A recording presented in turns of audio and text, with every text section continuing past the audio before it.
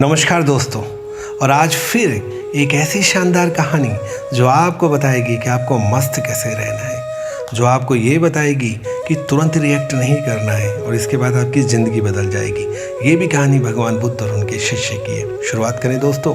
Video अंत में अच्छा लगे तो इसे सब्सक्राइब करें, बेल आइकन का बटन दबाएँ ताकि आपका तनाव कम होता जाए। ये मेरा पर्पज है। एक बार भगवान बुद्ध के पास एक व्यक्ति भागा भागा आया। उसने कहा कि मैं बड़ा परेशान हूँ, कोई कुछ भी कहे मैं तुरंत उस बात का जवाब दे देता हूँ और वो जवाब क्रोध में ही भरा होता है, या फिर मेरा निर्णय इतना गलत होता है कि मुझे व्यापार में बड़ा घाटा होता है। मैं बड़ा परेशान हूँ। मेरे माता पिता, मेरी पत्नी, मेरे बच्चे, यहाँ तक कि मेरे समाज के लोग भी इस बात को लेकर बड़े परेशान हैं। और तो और मैं अपने समाज में मान सम्मान भी खोता जा रहा हूँ। भगवान बुद्ध मुस्कुराए और उन्होंने कहा कि तुम 3-4 दिन मेरे साथ रहो, फिर इस बात का जवाब हम देंगे। उस व्यक्ति को अपनी समस्या का हल जानना था। उसने कहा ठीक है। 2 दिन हो गए। तीसरे दिन भगवान बुद्ध एक पेड़ के नीचे विश्राम कर रहे थे। तपती दोपहर ही थी। भगवान बुद्ध ने अपने शिष्यों को प्रवचन दिया और उसके बाद उस व्यक्ति से कहा कि ये पात्र लेकर जाओ और जो पास में नदी की धारा है वहाँ से जल भर कर ले आओ। उस व्यक्ति ने कहा ठीक है महात्मा, और वो उस नदी की धारा पे गया। लेकिन वो देखता है कि वहाँ कुछ स्त्रियाँ कपड़े धो रही थी, कुछ बच्चे वहाँ उछल कूद कर रहे थे और कुछ जानवर वहाँ से जा रहे थे नदी पार करके। इस कारण पूरी नदी गंदी हो रही थी। चारों तरफ मिट्टी ही मिट्टी थी, स्वच्छ जल का नामो निशान नहीं था। उसने महात्मा बुद्ध के पास जाकर कहा, महात्मा वो नदी बड़ी गंदी है, वहाँ तो चारों तरफ गंदा पानी है, मैं कैसे लेकर आऊँ?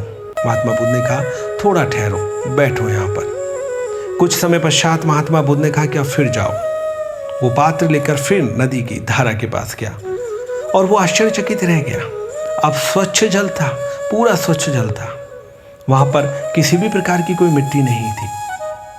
ना वहाँ बच्चे थे, ना वहाँ जानवर थे और ना ही वहाँ महिला स्त्री थी, किसी भी प्रकार के कपड़े धो रही थी। वो वापस आया पात्र भरकर। उसने कहा महात्मा ये जल स्वच्छ हो गया है, कैसे हुआ?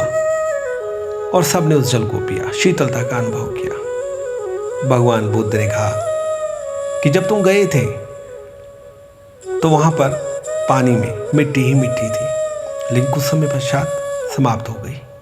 इसी प्रकार से हमारा मन भी है। अचानक कोई स्थिति पैदा होती है और हमारा मन उस पर तुरंत प्रतिक्रिया देता है। इसलिए थोड़ा ठहरो। जैसे तुमने पानी में मिट्टी नीचे जाने का इंतजार किया, तुम थोड़ा ठहरे और जो तुम देख रहे थे कि वहां से जानवर जा रहे थे, बच्चे खेल रहे थे, वहां पर स्त्रियां कपड़े धो रहे थे, वो हमारे थॉट्स हैं।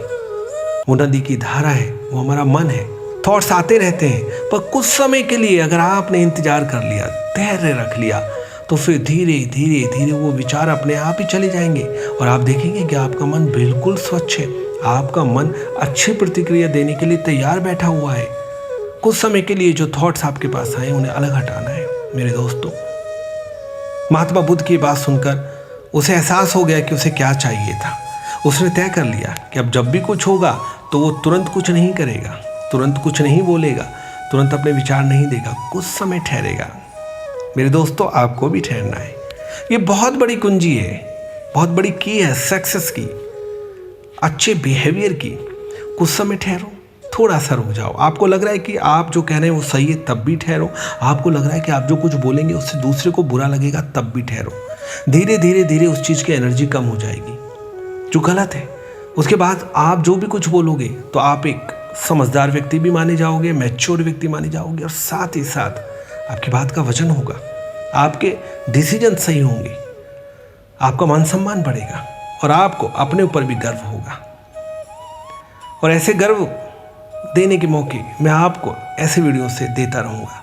सुनते रहें मस्ती के साथ, धीमे धीमे, अच्छे संगीत के साथ। फिर क्या होगा मेरे दोस्तों, आपके मन में जब ये चीज़ें जाएंगी तो अपने आप रिएक्शन होगा। आपको अभ्यास रूप में बस ये चीज़ें देखनी है। आपको कुछ मिनट का समय निकालना है, फिर रिजल्ट देखिएगा। कमेंट बॉक्स में मुझे बताइएगा। आपके साथ मेरी यात्रा जारी रहेगी। आप सभी को नमस्कार। दोबारा कहना चाहूँगा, अगर वीडियो अच्छा लगे तो इसे सब्सक्राइब करें, बेल आइकन का बटन दबाएं।